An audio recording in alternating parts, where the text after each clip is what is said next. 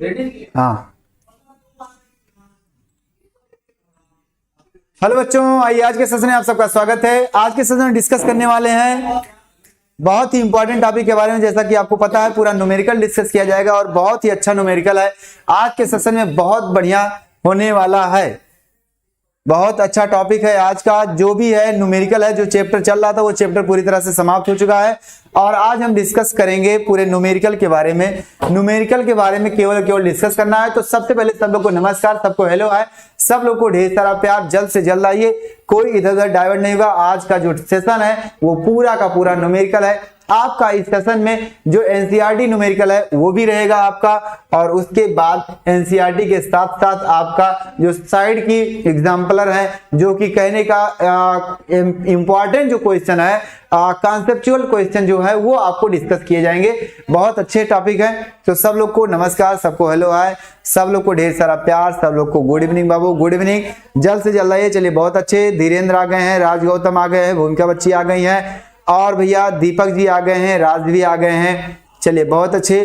काजल बच्ची आ गई हैं, बहुत अच्छे बहुत अच्छे। रंजना भी आ गए हैं। आगे आगे चलते हैं। हाँ सही है, सब कुछ क्लियर है। आज का जो टॉपिक है वो न्यूमेरिकल ही समझ जाओ, और न्यूमेरिकल ऐसे न्यूमेरिकल है जो एनसीईआरटी के भी हैं आपके, और कॉन्सेप्चुअल जो न्यूमेरिकल है वो सारे न्यूमेरिकल डिस्कस करेंगे हम आज। बहुत अच्छे अच्छे न्यूमेरिकल हैं। तो फटाफट सब लोग आ जाइए, देर नहीं करना है। सर आज की क्लास चली है? हाँ चालू हो गई है, बिल्कुल स्टार्ट हो गई है। फटाफट आइए। सबसे पहले डीजे आलोक आ गए हैं, जीके स्टडी पॉइंट आ गए हैं, रवि सिंह आ गए हैं, विपिन आ गए हैं, बहुत अच्छे बहुत अच्छे। ऋषि साहू आ गए हैं, बहुत अच्छे। सुमित भी आ गए हैं, बहुत अच्छे बाबू, बहुत अच्छे। सब लोग जल्द से जल्द आइए ताकि हम क्लास को शुरू करें। चलिए शुरू करें, जल्दी से आइए, जल्दी से जल्दी से। बहुत अच्छे बहुत अच्छे। हाँ राजभर आ गए हैं, सब लोग आ रहे हैं। उमेश बाबू भी आ गए हैं, बहुत अच्छे। सब लोग आ रहे हैं और आज का सेशन बहुत मजा आने वाला है। बहुत इंपॉर्टेंट टॉपिक है, आज हम इसको डिस्कस करेंगे। तब तक के लिए इसको लॉक कर देने, गायब हो जाता है, तुरंत गायब होने लगता है, ये देरी नहीं करता है भाई। फटाफट आ जाओ आप लोग और एक बार कमेंट कर दो, क्या हमारी आवाज आपके कानों तक टकरा रही है अच्छे से? अगर टकरा रही है तो फटाफट जवाब दे दो, हाँ सर टकरा रही है। अगर नहीं टकरा रही है तो भी बता देना, सर थोड़ा सा दिक्कत है। बस ये बता दो आवाज, और जो इस बोर्ड पर वर्ड दिख रहे हैं, जो इस बोर्ड पर क्वेश्चन दिख रहे हैं, वो क्या आपको पूरी तरह से अच्छे से दिख रहा है कि नहीं दिख रहा है? अगर वो क्लियर दिख रहा है तो बोल देना हाँ सर क्लियर दिख रहा है, और नहीं दिख रहा है तो भी बोल देना सर नहीं दिख रहा है। आज हम डिस्कस करते हैं इस न्यूमेरिकल में आपके एनसीईआरटी और अदर साइड बुक के न्यूमेरिकल, कॉन्सेप्चुअल और प्रीवियस ईयर में क्वेश्चन आए हुए जो हैं वो भी हैं आपके, और कंपटीशन में जो आपके हैं जैसे आईपीएमटी में और जेई में जो सवाल आए हैं उसके बारे में भी डिस्कस करेंगे हम। तो फटाफट आ जाओ भाई, जल्द से जल्द आ जाओ। आज का जो सेशन है वो बहुत ही इंपॉर्टेंट होने वाला है, बहुत इंपॉर्टेंट होने वाला है। क्यों नहीं चल रहा है? हो गया? तो अब आ जाओ, शुरू करते हैं। देखो ध्यान से, सवाल आपका पहला क्या है? अगर आपको समझ में आ गया, आवाज क्लियर जा रही है, तो अब हम शुरू करते हैं। ठीक ठीक, ऐप वाली क्लास नहीं हो पाई, वो कल होगी पूरी क्लास है। तो देखिए क्या है आपका आज की क्लास का पहला सवाल। पहला सवाल कॉपी और पेन लेकर के बैठना मन लगा के, ताकि हम क्लास को अच्छे से समझे। स्टार्ट करते हैं ईश्वर का नाम लेकर के। पहला सवाल, चालकता की इकाई क्या है? चालकता की इकाई क्या है? चालकता जो होता है वो आप जानते हैं के बराबर, भैया जो चालकता सी बराबर क्या होता है आप जानते हैं, जरा ध्यान से सुनना। चालकता सी बराबर क्या होता है? 1/r, यानी प्रतिरोध का व्युत्क्रम होता है। तो प्रतिरोध का जो मात्रक होगा वो क्या होता है? ओम होता है। अब ओम को ऊपर ले जाओगे तो क्या आएगा? ओम इनवर्स आएगा, आए ना? आएगा ना? हाँ आएगा सर। तो बताओ ओम इनवर्स, इसका ऑप्शन नंबर ए सही है। पहला सवाल का पहला ऑप्शन सही है। क्या सही है? ओम इनवर्स सही है। कैसे आया? बिल्कुल बिल्कुल, बहुत अच्छे बहुत अच्छे। रंजना यादव दे रहे हैं आंसर, धीरेन्द्र भी दे रहे हैं, हाँ रक्षा बच्चे भी आंसर, अनुज, सोनी, भूमिका, मुस्कान, मुकेश सर, मुकेश कुमार, बहुत अच्छे बहुत अच्छे। सब लोग आंसर दे रहे हैं ए ऑप्शन, इसका मतलब सब लोग का करेक्ट है, सब लोग को समझ में आ रहा है। तो अब अगला सवाल चलते हैं। क्या समझ में आ गया ना? चलो अगला सवाल, टाइम नहीं वेस्ट करेंगे हम लोग। दूसरा सवाल क्या लिखा? विशिष्ट चालकता की इकाई। विशिष्ट चालकता की इकाई क्या होती है? अभी जो आपने पढ़ा था चालकता प्रतिरोध के व्युत्क्रम होता है, तो विशिष्ट चालकता जो होता है आपका के, वो क्या होता है? विशिष्ट प्रतिरोध के व्युत्क्रम होता है। हो गया। अब विशिष्ट प्रतिरोध की वैल्यू क्या होती है भैया, RA/L होता है। क्यों? क्योंकि R बराबर रो L/A होता है, तो रो बराबर क्या होगा, RA/L हो जाएगा। L को ऊपर लेके जाओ, L/R इंटू A हो जाएगा। अब L का मात्रक अगर सेंटीमीटर यहां दिखा रहा तो सेंटीमीटर लिख दो, हो गया, और बटे ओम हो गया, इसका मात्रक ओम हो गया, और इसका मात्रक क्या है, सेंटीमीटर स्क्वायर हो गया, 1 सेंटीमीटर कट गया, ऊपर जाएगा तो हो जाएगा ओम इनवर्स और इंटू सेंटीमीटर इनवर्स, ये आएगा विशिष्ट प्रतिरोध का मात्रक। तो भैया कौन है, सेंटीमीटर इनवर्स, ओम इनवर्स। इसका मतलब आपका ऑप्शन सी सही है। सब लोगों का क्या ऑप्शन सी सही आ रहा है, जल्दी बताइए। दूसरे का सी, बहुत अच्छे बहुत अच्छे। विशाल का सी आया, हर्षित का सी आया, अंकिती का, आकृति का सी आया है, योगेंद्र का भी सी आ रहा है, अंश का भी सी आ रहा है। बहुत अच्छे बहुत अच्छे, सब लोगों का सी आ रहा है। अब मुझे लग रहा है कि आप लोग मन लगा करके और स्पीड से काम कर रहे हो। स्पीड से काम करना, बहुत तेजी से। अगर सवाल आ रहा है समझ में तो फटाक से जवाब देना, टाइम वेस्ट मत करना। आ गया क्या, सब लोगों को समझ में आ गया? ये चीज मैंने बताया था, सब कुछ मैंने बताया था। अगला सवाल, अगला सवाल, तुल्यांकी चालकता की इकाई क्या है? तुल्यांकी चालकता। अब तुल्यांकी चालकता क्या है? ग्राम तुल्यांक में जो विशिष्ट चालकता होती है वही तुल्यांकी चालकता होती है। तो आपका पढ़ा गया था जो तुल्यांकी चालकता EQ होता है वो विशिष्ट चालकता और तुल्यांकी होता है ना। तो इसका मात्रक क्या होता है, अभी आपने लगाया, उसका मात्रक क्या होता है, ओम इनवर्स और सेंटीमीटर इनवर्स, और इसका क्या हो जाएगा, तुल्यांक हो जाएगा। लिख दो तुल्यांक। ये बताओ भैया, सब कुछ है, ऊपर लेके जाओ। क्या है, क्या है भैया, ओम इनवर्स है ना, ओम इनवर्स है, सेंटीमीटर इनवर्स है और तुल्यांक इनवर्स हो जाएगा। इसका मतलब कहीं ये ऑप्शन अगर दिख रहा है तो बताओ, ओम इनवर्स है और क्या भैया, तुल्यांक इनवर्स है, और क्या है आपका, ये है, ये तो ऑप्शन देखो, ओहो ये इनमें से कोई नहीं दिखा रहा है यहाँ तो एक इनवर्स, तुल्यांक इनवर्स। अगर आप इसको ऑप्शन ए मानते हो तो यहाँ आपको -1 लगाना पड़ेगा, और अगर ऑप्शन डी मानते हो तो वहां ए में कुछ मत लगाओ। तीसरे का डी है ना, तीसरे का डी अगर देखते हो, ग्राम तुल्यांक की संख्या क्या है, तुल्यांकी चालकता, ध्यान देना, तुल्यांकी चालकता है। तुल्यांकी चालकता जो होगी उसके बारे में आपको समझना है ध्यान से कि भैया हमारे पास तुल्यांकी चालकता तो ये आ रहा है, क्या आ रहा है, ये आ रहा है ना, ये आ रहा है, और हमारे पास यहाँ सेंटीमीटर था, इसको मत लगाओ, सेंटीमीटर था, ओम इनवर्स तुल्यांक इनवर्स, सेंटीमीटर स्क्वायर ओम पे पावर 4 ये भी नहीं हो सकता, सेंटीमीटर क्यूब ये भी नहीं हो सकता, इनमें से कोई नहीं। इसका मतलब अगर ऑप्शन नहीं मिला तो आपका ऑप्शन ये सही होगा, ध्यान से सुनना, ऑप्शन नंबर डी सही होगा, बिल्कुल हाँ, ऑप्शन नंबर डी सही होगा। और अगर आप इसके घात -1 लगा है तो आपका ऑप्शन ए सही होता, लेकिन वहां कुछ नहीं लगा है, इसलिए हम बोलेंगे क्या, केवल और केवल हमारा ऑप्शन कौन सा सही होगा, डी सही होगा, क्योंकि उसमें ऑप्शन मैच नहीं कर रहा है, बस है ना। हाँ चलिए, बहुत अच्छे बहुत अच्छे बहुत अच्छे, सब लोगों का डी ऑप्शन आ रहा है, सब लोगों का डी ऑप्शन आ रहा है। चलिए आगे चले, हम आगे चले, बहुत अच्छे, स्मार्टी साहिल का, सब लोग का डी ऑप्शन आ रहा है। चलो अगला सवाल, चौथा सवाल क्या कहता है, यदि 2 फैराडे विद्युत धारा को कॉपर सल्फेट विलयन में भैया क्या किया जाए, से प्रवाहित किया जाए तो परमाणुओं की कितनी संख्या होगी। 2 फैराडे अगर कैल्शियम कॉपर सल्फेट के विलयन में से प्रवाहित किया जाए विद्युत धारा, तो भैया उसमें परमाणुओं की संख्या क्या होगी। आपको पता है विद्युत धारा I बराबर क्या कह रहा है, 2 फैराडे के बराबर, और आपको कौन सा विलयन है, कॉपर सल्फेट है ना, और आपसे क्या पूछ रहा है, परमाणुओं की संख्या पूछ रहा है, परमाणुओं की संख्या पूछ रहा है, यानी n पूछ रहा है। तो ये बताओ जरा ध्यान से सुनना, 1 फैराडे में कितना होता है, 1 फैराडे में अगर बात की जाए, यहां से आप जानते हैं कि 1 मोल में है ना, यानी क्या, यहां से आप बोलेंगे कि 2 फैराडे है ना में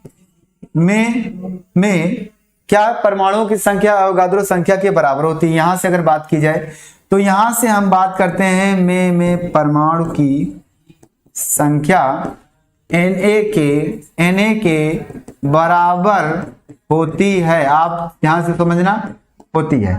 यहां से 1 फैराडे यानी कि क्या 1 फैराडे अर्थात यहां करेंगे तो Na/2 हो जाएगा और Na की वैल्यू 0.23 इंटू 10⁻23 होता है होल बाई टू परमाणु हो जाएगा। बस ऐसे डायरेक्ट समझ लो परमाणु हो जाएगा। यहां से इसको डिवाइड कर सकते हो 2 3 6 0.1 कर दो। क्या कर दो 1 करोगे नहीं 0. कुछ कर दो चलो यानी लगभग 3.0 गुणे 10 के पावर 23 आएगा। कितना आएगा 3.0 गुणे 10 के पावर 23। यहां से आपका ये है आपका ऑप्शन ये मिल रहा है बी ऑप्शन मिल रहा है। ज्यादा सोचने की बात नहीं 2 फैराडे प्रोवाइड कर रहा है भाई 2 फैराडे 2 से डिवाइड कर दो बस। क्या 2 से डिवाइड कर दो 96,500 तो होता ही है लेकिन ऑप्शन नंबर आपका आएगा भैया क्या आएगा बी आ रहा है यार डी तो नहीं। डी आप जो बता रहे हो वो टोटल पर 1 मोल में सीधा बताया जा रहा है कि इतना होगा। क्या इतना होगा आप ऐसे समझ जाओ ऐसे देखो ऐसे सवाल कुछ ऐसे है कॉपर सल्फेट जब टूटेगा तो Cu+2 चार्ज और SO4 डबल माइनस चार्ज आएगा। यानी इसको न्यूट्रल करने के लिए Cu+2 चार्ज को न्यूट्रल करने के लिए 2 इलेक्ट्रॉन अर्थात 2 फैराडे आ गए। यानी 1 मोल आ रहा है सीधा क्या आ रहा है यानी 1 मोल उल्टा पढ़ो 1 मोल से 1 मोल को न्यूट्रल करने के लिए कितना 2 फैराडे। ये कक्षा 11 का मेथड लग रहा है ध्यान से सुनना। अगर आपको मैं फिर से बता दूं लो जल्दबाजी नहीं करेंगे कोई मैं फिर से बता देता हूं। देखो आपने अभी पढ़ा क्या Cu+2 चार्ज को 2 इलेक्ट्रॉन अर्थात 2 आवेश मिलकर के न्यूट्रल कर रहे हैं मतलब न्यूट्रल हो रहा है। इसका मतलब आप कहोगे कि भैया क्या 1 मोल है ना 1 मोल यानी 1 मोल Cu+2 को न्यूट्रल करने के लिए 2 फैराडे की आवश्यकता हो रही है। क्या 1 मोल अब 2 फैराडे की आवश्यकता हो रही है। इसका मतलब है कि आप बोलोगे कि 2 फैराडे से है ना 1 मोल या परमाणु Cu निकल रहा है तो भैया 1 फैराडे से तब 1 फैराडे से क्या होगा Na/2 परमाणु हो जाएगा होगा ना। तो 2 परमाणु होता है Na की value 6.023 into 10⁻23 whole by 2 divide करोगे 3.01 इंटू 10⁻23 आया कि नहीं आया बताओ। अब तो आया समझ में अब आया हाँ सर आ गया बिल्कुल आया सर समझ में बिल्कुल आ गया। तो ये ऑप्शन नंबर क्या हो जाएगा बी ऑप्शन। क्लियर चलो आगे चलते हैं। क्या सबको समझ में आ गया जल्दी से एक बार कमेंट करो क्या सबको समझ में आ गया। यस सर समझ में आ रहा है जी सर। स्क्रीनशॉट लेते रहना अगर नहीं ले पा रहे हो तो भी बता देना। शारबा बच्ची बताओ जल्दी से क्या डिलीट हो गया। हाँ क्या 30% कम हुआ है। 30% कम होने की बात नहीं आपको 100% पढ़ना है क्योंकि आपको आगे पेपर देना है। ठीक आज की क्लास नहीं हो पाई है आज की क्लास और कल की क्लास दोनों एक साथ होगी चिंता नहीं करना उसके लिए। ठीक चलो आगे चलते हैं। अगला सवाल आपका ये है 5वां नंबर सवाल क्या कह रहा है ध्यान से सुनना। क्या कह रहा है 1 ग्राम तुल्यांक पदार्थ को निक्षेपित होने के लिए आवश्यक विद्युत की मात्रा बताओ। 1 ग्राम तुल्यांक को निक्षेपित होने के लिए आवश्यक विद्युत की मात्रा कितनी बस और कुछ नहीं बताना है। विद्युत की मात्रा कितनी होगी भैया क्या उसके फैराडे के बराबर होगी या फिर कुछ और होगी ये आपको बताना है सीधा ये आपको बताना है। जल्दी बताओ 1 ग्राम अब बताओ 1 ग्राम निक्षेपित करने के लिए 1 फैराडे है ना। सीधा ऐसे करना 1 ग्राम निक्षेपित के लिए भैया आवेश की मात्रा कितनी होती है।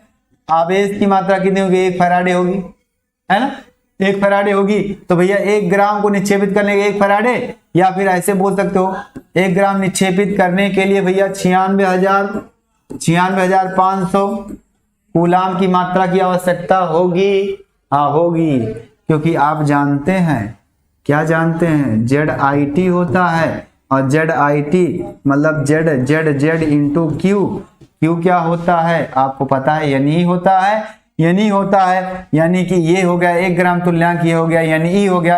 यानी क्या मतलब होता है क्या भैया क्या होता है यानी F होता है फैराडे होता है। और अगर 1 फैराडे की या 1 ग्राम की बात करें 1 ग्राम की तो यहाँ 1 फैराडे 2 ग्राम 2 फैराडे। इसका मतलब क्या सीधा सीधा कि भैया 1 फैराडे आएगा आंसर। और एक बात और यहाँ भी लिखा है 96,500 भी लिखा है। इसका मतलब एक ऑप्शन ऐसा लिखा है जो ए और बी दोनों दिखा रहा है, इसका मतलब सी ऑप्शन। इसका मतलब सी ऑप्शन सही होगा। बिल्कुल बिल्कुल बिल्कुल, बहुत अच्छे। हाँ बहुत अच्छे, शिवानी, मनोज, हर्षित, ऋषभ, शिवम, बहुत अच्छे बहुत अच्छे। सब लोग का ऑप्शन सी आ रहा है, सी आ रहा है, सी आ रहा है। बिल्कुल बिल्कुल बिल्कुल बिल्कुल। सोनी सिंह सी सी सी। काजल बच्चे, हाँ। अनमोल क्या है भाई? अनमोल खजाना नहीं है आपका, इंपॉर्टेंट न्यूमेरिकल है। ठीक, चलिए आगे चलते हैं। चलिए सर्व बच्ची कह रहे हैं क्या हुआ, विवेक कहाँ गए, कुछ दिक्कत हो गया? हाँ प्रियांशु सी आ गया सर, सी आ गया, बिल्कुल सी आया है। श्रेया बच्ची यस सर, समझ में आ गया। तो अब हम आगे चलते हैं। अगला सवाल, अगला सवाल आपके सामने है। अगला सवाल आपके सामने 6वां सवाल क्या कर रहा है, इकाई आवेश का मान क्या होता है? ए भैया बताओ क्या होगा, इकाई आवेश का मान क्या होगा? इकाई आवेश मतलब एक आवेश का मान की बात कर रहा है, जल्दी बताओ। अरे भाई यानो क्या है, जल्दी बताओ जल्दी बताओ जल्दी बताओ। उफ उफ उफ उफ उफ। ये तो दोनों सेम लिखा भाई, ये क्या, ये दोनों तो सेम लिख दिया। इकाई आवेश की बात कर रहा है, ये ऑप्शन पहला तो आपका सही है, लेकिन यहां भी वही चीज लिखा है, ये नहीं लिखा होगा, ये एफ एन लिखा होगा सीधा सीधा। फैराडे मतलब होता है, फैराडे एने का मतलब होता है क्या, अवोगाद्रो संख्या लिखा है। हाँ न्यू लुक गुरुजी, अच्छा ओके राम प्रजापति जी, आंखें में दर्द होती है इसलिए करना पड़ता है, लगाना पड़ता है, बिल्कुल सही है। हाँ जितेंद्र बाबू, आपको पिछला सवाल नहीं समझ में आया या फिर ये वाला नहीं समझ में आ रहा है, जल्दी बताओ। हाँ जल्दी बताइए, क्या आपको ये सवाल नहीं समझ में आया या फिर कल्पना बच्ची, जय हिंद बच्चे, जय हिंद सर, जय हिंद जय हिंद। जल्दी से बताओ क्या आपको ये टॉपिक नहीं समझ में आया या पिछला टॉपिक नहीं समझ। जितेंद्र बाबू 5वां सवाल नंबर बता दो, 5वां सवाल नहीं समझ में आया या 6वां सवाल? ए ऑप्शन होगा sir, A option, B option भी सही है क्योंकि दोनों ऑप्शन सेम लिखा है ना। आप कुछ भी बोल सकते हो भाई, आप कुछ भी बोल सकते हो। क्लियर? चलिए क्लियर है, चिंता नहीं करना, चिंता नहीं करना है। अगर चिंता कर लिए तो दिक्कत हो जाएगी आपको और हमको भी होगी। क्लियर? चलिए हाँ आपको सिर्फ और सिर्फ इसको समझना है। क्लियर? कोई बात नहीं, लेट नहीं हो, अभी हम केवल 6 सवाल लगा रहे हैं। ये आपका इकाई आवेश की मात्रा, इकाई आवेश, जब यन आवेश होगा तो NF अपॉन यन नॉट होगा, जो कि ऑप्शन सी दिख रहा है। लेकिन इकाई आवेश की बात कर रहा है तो इकाई आवेश का मतलब हो जाएगा यन का वैल्यू 1, यानी क्या हो जाएगा F अपॉन यन नॉट। ये आपकी आती है इकाई आवेश की मात्रा। ठीक, क्लियर? हाँ ए बी दोनों बोल दो। चलो अगला सवाल, स्क्रीनशॉट ले चुके, आगे अगला सवाल आपका कुछ ये है, क्या लिखा हुआ जरा देखना ध्यान से। AlCl3 विलयन के लिए से एल्यूमिनियम के ग्राम परमाणुओं को निक्षेपित करने के लिए इलेक्ट्रॉनों की कितनी संख्या आवश्यकता होगी? भैया इलेक्ट्रॉनों की कितनी संख्या आवश्यकता होगी, तो इसमें काहे चिंता कर रहे हो? देखो ऐसे तोड़ दो, AlCl3 है, AlCl3 को जब तोड़ोगे तो Al+3 होगा और 3Cl- होगा। इस Al की बात कर रहा है, एल्यूमिनियम के ग्राम परमाणु, इसका मतलब है एल्यूमिनियम का +3 को न्यूट्रल करने के लिए 3 इलेक्ट्रॉन लगेगा कि नहीं लगेगा? लगेगा ना, 3 इलेक्ट्रॉन लगेगा कि नहीं लगेगा? लगेगा सर, बिल्कुल लगेगा।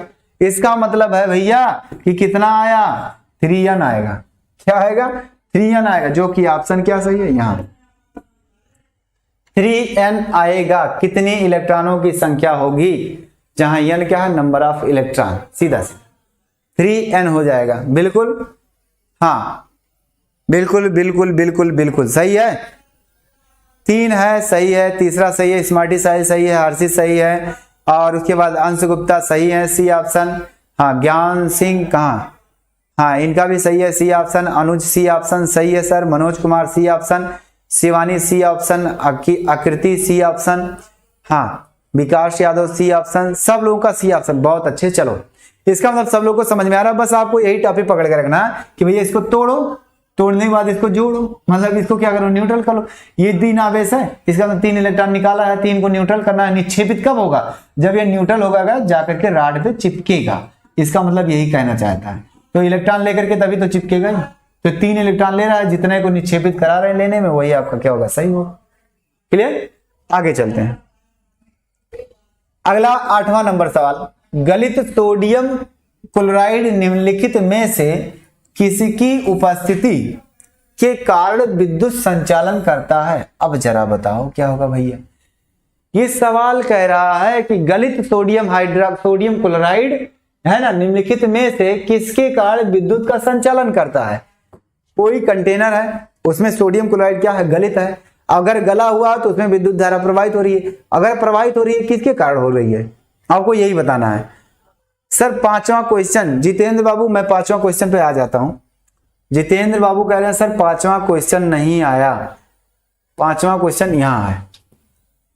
ए बाबू, ए देखो, ये बात कर रहा है, यहां बात कर रहे हैं।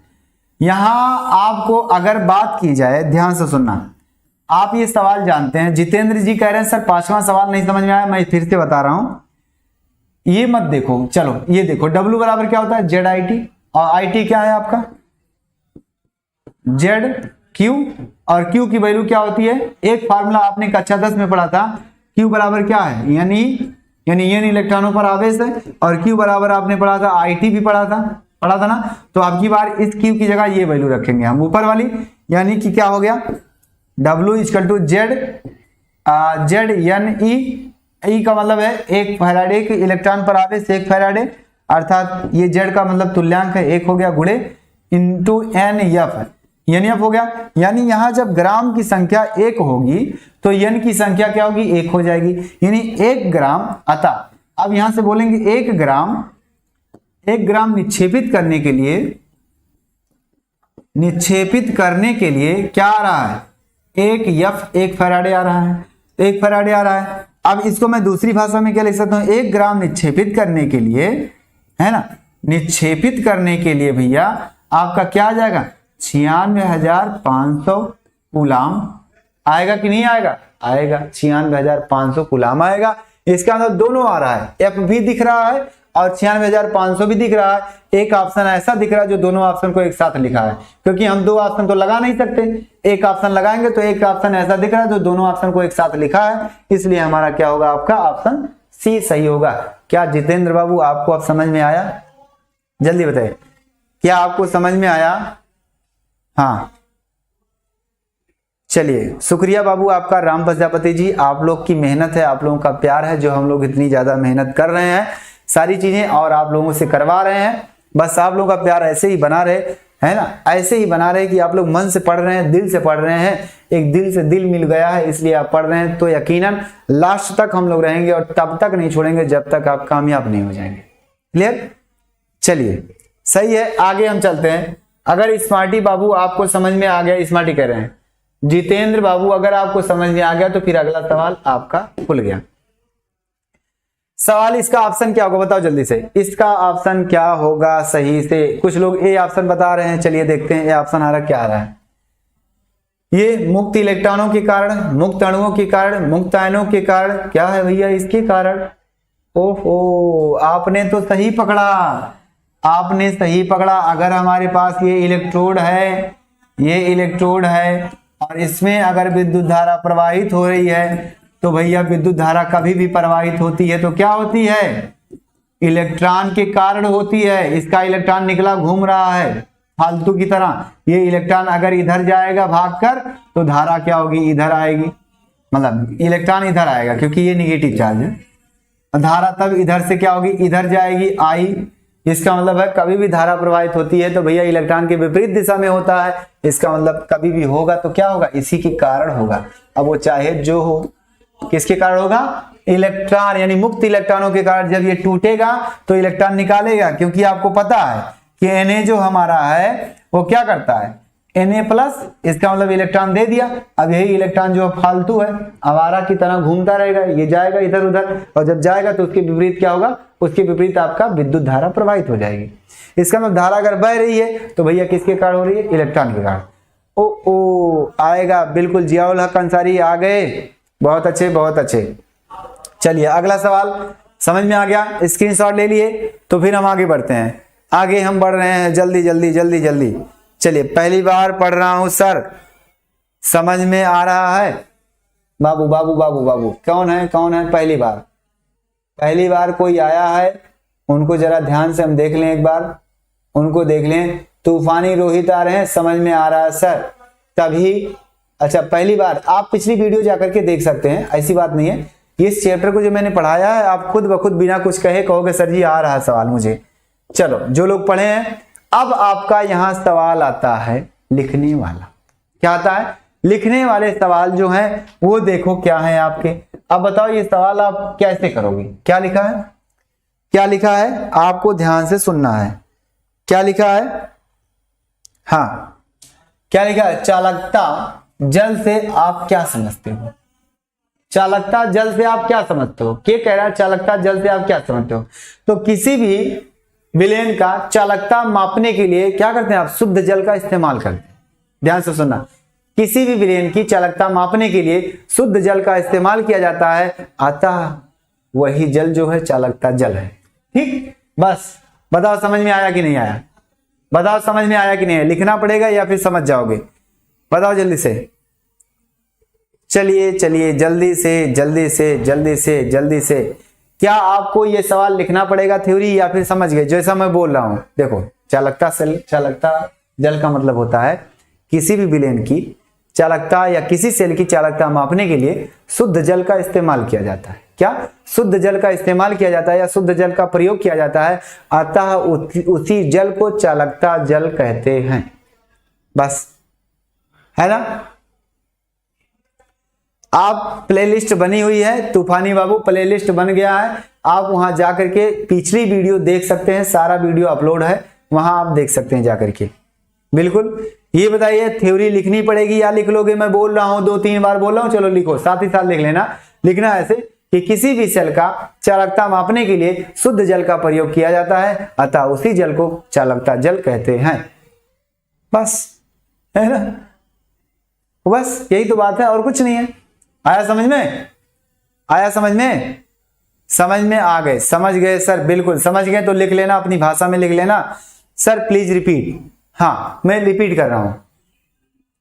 मैं रिपीट क्या कर रहा हूं? आप कह रहा है किसी सेल की चालकता मापने के लिए उसमें शुद्ध जल का उपयोग किया जाता है, अतः उसी जल को चालकता जल कहते हैं।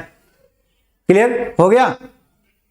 जी सर, हो गया सर, हो गया हो गया हो गया। अच्छा, चौथा दोबारा सर, चौथा दोबारा, चौथा। ओहो, अभी आप लोग कहां हो भाई? अभी आप लोग कहां हो? चौथा भाई, चौथा। ये तो सीधा सीधा लिखा मैंने, सॉल्व किया इसको। ये 2 फैराडे अर्थात 2 फैराडे उल्टा कर दो, 2 फैराडे मोल 1 मोल, या फिर परमाणुओं की संख्या इतनी होती है, तो आपको उसी में क्या परमाणुओं की संख्या पूछा है, तो 1 फैराडे से कितना परमाणु होगा? n/2 हो जाएगा। बस, ये चौथा है। चौथा जितने लोगों ने पूछा वो है ये। और हम कहां चल रहे थे? आ जाओ अपने टॉपिक पे। इस टॉपिक पे हमने क्या लिखा? किसी सेल का, जैसे जैसे मैंने बोला वैसे आपको लिखना है। अगर नहीं लिख पा रहे हो तो मैं बताओ लिख दूं, है ना? मैं बताओ लिख दूं भाई, मैं लिख दूं। हाँ, चलो लिख देता हूं भाई, लिख देता हूं। चालकता का मापन करने के लिए विशेष रूप से, है ना, मुख्य रूप से कह सकते हो, विशेष रूप से शुद्ध जल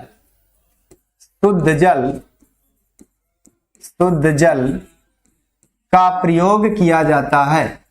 शुद्ध जल का प्रयोग किया जाता है।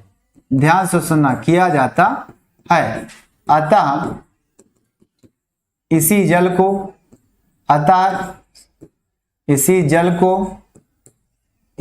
को क्या बोलते हैं भैया? चालकता जल कहा जाता है। चालकता जल कहा जाता है। बस ले लो भाई, अब तो स्क्रीनशॉट ले लो, अब तो समझ में आ गया होगा। हो गया सर? बहुत अच्छे, बहुत अच्छे। वह सर कौन सी बुक का क्वेश्चन? एनसीईआरटी आएगा, अभी एनसीईआरटी आएगा। ये आपका क्या है, अदर साइड बुक का है, जो मैंने बताया था एक विद्या डाइजेस्ट के नाम से, है ना, जो मैंने बताया था विद्या डाइजेस्ट के नाम से, उसी का है। अभी एनसीईआरटी का आ रहा है, आपके सामने आ रहा है। देखो एनसीईआरटी का अगला सवाल, ये एनसीईआरटी का नहीं है शायद, एनसीईआरटी का है, होगा भाई, एनसीईआरटी का ही होगा, चिंता काहे कर रहे हो, है ना। आ जाओ 10वां सवाल। क्या लिखा है, एक चालकता सेल में 0.01 मोलर सोडियम क्लोराइड विलयन का प्रतिरोध 210 ओम प्राप्त हुआ। बता दिया। इस विलयन की विशिष्ट चालकता यानी K का मान ये दे दिया है। सेल स्थिरांक का मान ज्ञात कीजिए। यानी आपको क्या दिया है, सबसे पहले R की वैल्यू दे दिया है। सवाल कुछ इस तरह से है, सवाल इस तरह से कुछ है, दिया है R बराबर 210 ओम। अब बताओ कितने लोगों को इसका सूत्र याद है। और उसके बाद क्या, विशिष्ट प्रतिरोध K बराबर दे दिया आपका 4.5 गुणे 10 के पावर -3 सीमेन। यस का मतलब होता है सेंटीमीटर इनवर्स, सेंटीमीटर इनवर्स होता है ना, यहाँ इनवर्स रहेगा। हो गया। उसके बाद आपको सेल स्थिरांक मतलब G स्टार पूछा है, क्या होगा। जरा एक बात बताओ, हमने चालकता सेल क्या सेल स्थिरांक और आपका प्रतिरोध और विशिष्ट प्रतिरोध में, विशिष्ट चालकता में एक संबंध बताया था, याद है कि नहीं याद है, बताओ। हमने चालकता सेल, देखो ध्यान से, विशिष्ट प्रतिरोध, ये विशिष्ट प्रतिरोध का है, सेल स्थिरांक जिसे चालकता सेल कहा जाता है। सेल स्थिरांक, सेल स्थिरांक के आधार पर सेल स्थिरांक और विशिष्ट चालकता और प्रतिरोध के मध्य में एक संबंध मैंने बताया था। क्या आपको याद है, क्या आपको याद है ना। नींद नहीं आनी है, ऐसे भागना नहीं है, पूरे सवाल को लगा के जाना, गधे बहुत मार खाओगे, जान लेना। हाँ एनसीईआरटी का आएगा, अभी ये एनसीईआरटी का नहीं है, कल्पना बच्ची ये एनसीईआरटी का नहीं है, मैं तो कह रहा हूं ये एनसीईआरटी का नहीं है आपका। अगला सवाल एनसीईआरटी का आएगा, अभी देखते हैं। अब बताओ इसमें क्या आपको सवाल याद है। जियाउल हक अंसारी कह रहे हैं सर यस सर याद है हमें। और किसको याद है, हाँ मानसी यादव कह रहे हैं यस सर याद है। और किसको याद है, और किसको याद है, स्मार्टी साहिल कह रहे हैं सर याद है। मुस्कान कह रहे हैं हाँ सर याद है। चलो इसका मतलब सब लोगों को याद है, तो बताओ K बराबर 1/R इंटू सेल स्थिरांक, याद है सेल स्थिरांक, यही मैंने कहा था ना, यही मैंने कहा था, हाँ बिल्कुल कहा था सर। इसको, इसकी वैल्यू निकालना, इसका गुणा कर दो इधर, यानी कि सेल स्थिरांक, सेल स्थिरांक, सेल स्थिरांक, सेल स्थिरांक जो आपका होगा वो क्या होगा, K इंटू प्रतिरोध हो जाएगा। अब आपको सब वैल्यू पता है, K की वैल्यू रख दो भैया, यानी G स्टार बराबर क्या आ गया, K की वैल्यू रखो आपकी क्या 4.5 गुणे 10 के पावर -3 गुणे प्रतिरोध का मतलब 210 ओम हो गया। सॉल्व कर लो, जो आएगा वो आपकी वैल्यू होगी। क्या आपसे लग जाएगा यह सवाल कि नहीं लगेगा। सूत्र इतना आसान था, केवल लगाना था आपको और कुछ नहीं करना था। ये सवाल, ये सूत्र मैंने बताया था कि नहीं बताया था, बताया था ना, हाँ बताया था, बिल्कुल बताया था। हाँ ऑनलाइन पिटाई करेंगे सर, हाँ बिल्कुल ऑनलाइन पिटाई करेंगे, कूटेंगे यहीं से, आपको महसूस करना हो क्योंकि हम महसूस कराते हैं, है ना। हाँ ठीक, आ गया समझ में, सवाल समझ में आया कि नहीं आया, आ गया आ गया आ गया। रंजना यादव, हाँ जी सर बिल्कुल इतना लिखा है, सवाल आ गया समझ में। ओहो राज गौतम जी आंसर बता दिए, बहुत अच्छे आंसर, कैलकुलेट कर लेना, पूरा करके जो आएगा वो आएगा आंसर आपका, और कोई इसमें सोचने की बात नहीं है। जी सर, जी सर। ओ रात को पढ़ना चाहता हूं, क्या बात है भाई। चलिए आगे चले। हाँ सवाल अब सबसे लग जाएगा। अगला सवाल, अगला सवाल आपका ये है, क्या लिखा हुआ है, क्या लिखा हुआ है जरा ध्यान से देखना। सवाल तो लंबा चौड़ा है लेकिन समझने की कोशिश करना। क्या 298 केल्विन ताप पर सोडियम क्या लिखा है, प्रोपियोनेट इतना है, इतना है, सूत्र लिखा है HCl हाइड्रोक्लोरिक अम्ल, एक लिखा है, 2 बार कैसे आ गया, हाइड्रोक्लोरिक अम्ल 1 बार होगा, 1 बार होगा, इसमें 2 बार नहीं होगा। HCl तथा सोडियम क्लोराइड की अनंत तनुता पर मोलर चालकताएं क्रमशः इतना है तथा इतना है, तब प्रोपियोनिक अम्ल की अनंत तनुता पर मोलर चालकता ज्ञात कीजिए। क्या ये बता दो सिर्फ और सिर्फ, सवाल समझ में आ गया कि नहीं आया? अगर सवाल समझ में आएगा तो एक बार सिर्फ उसमें कमेंट कर दो कि ये सर इस नियम पे लगेगा। किसके नियम पर ये लगेगा बताओ, किसके नियम पर ये लगेगा, जल्दी बताओ। हाँ चलिए जल्दी बताओ, जल्दी बताओ किस नियम पर ये लगेगा भाई, बताओ जल्दी से। आप कमेंट नहीं आ रहा है, किस नियम पर लगेगा?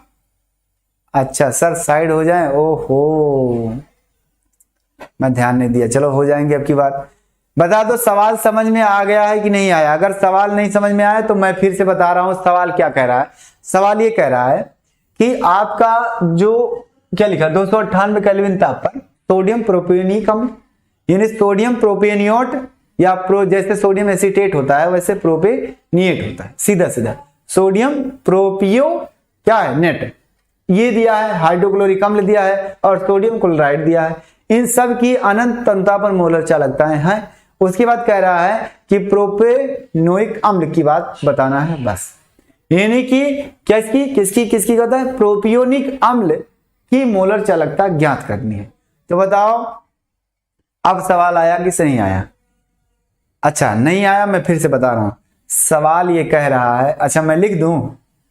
हाँ ना श्रेया बच्ची केमिस्ट्री भूलेगी नहीं, भूलती कब है? जब आप उसको याद करना बंद कर देते हो। क्यों भूलती है जानते हो? जब जल्दी समझ में आ जाता है तो उस पर केयर करना बंद कर देते हैं लोग, उसको ध्यान देना बंद कर, क्योंकि कहते हैं यार ये तो बहुत आसान है और सर जी पढ़ाते हैं इतना आसान लगता है तो फिर इसको क्या ध्यान दें, चलो कठिन जो लगता है हमको वो ध्यान दें। इसलिए क्या होता है धीरे धीरे भूल जाती हैं। जो चीजें जितनी जल्दी याद होती हैं उतनी जल्दी भूलती भी हैं, क्योंकि ये क्या है नेचर का या प्रकृति का नियम है कि जो जितना ज्यादा अच्छा अवशोषक होता है उतने बुरा उत्सर्जक भी होता है। ठीक चलिए देखो मैं लिख के बता देता हूं क्या दिया। मोलर चालकता यानी किसकी भैया, किसकी मोलर चालकता दे दिया है? C2H5 COO की मोलर चालकता अनंत तनुता पर क्या दे दिया है? ये पहला है तो ये पहला है ना? कितना है? 85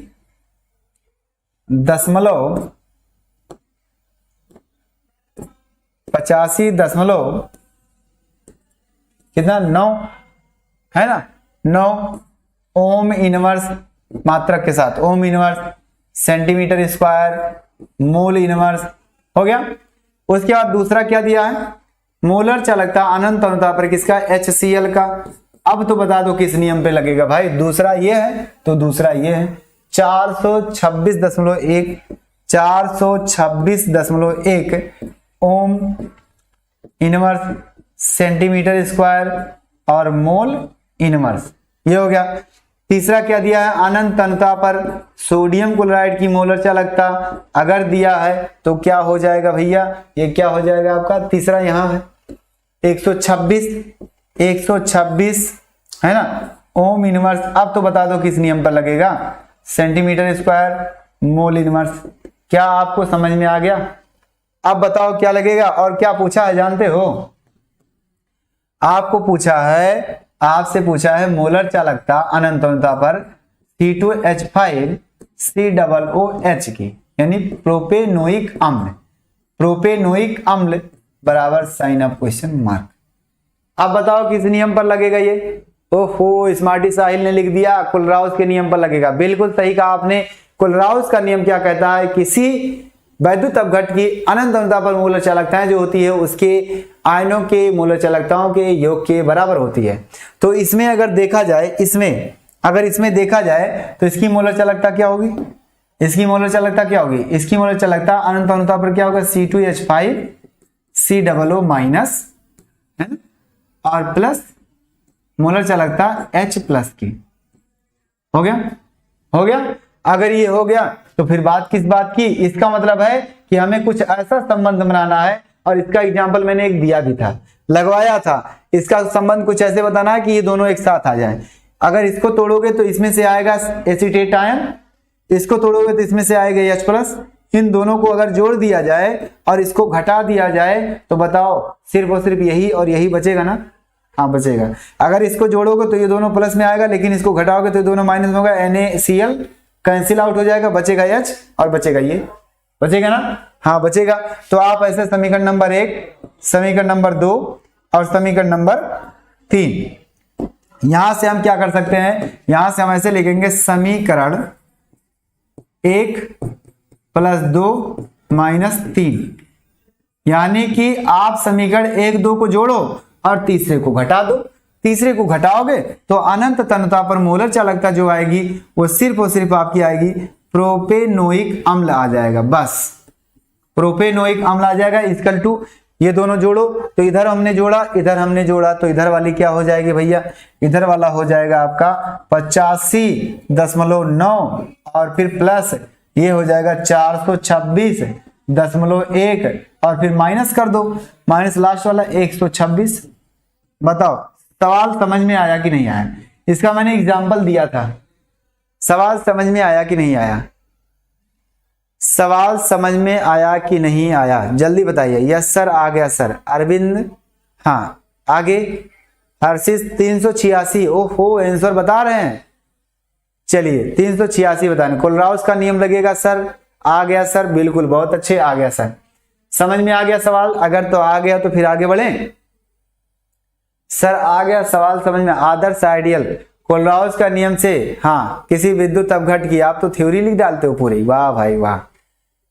चलिए बहुत अच्छे, आ गया सर समझ में। सवाल लगा लेना। आकृति बच्ची का भी आ रहा है 386, इसका मतलब सब लोगों का लगभग 386 आ रहा है। भैया लगा दो, अच्छी बात है, 386 आ रहा है, लगा लो, क्या करना है।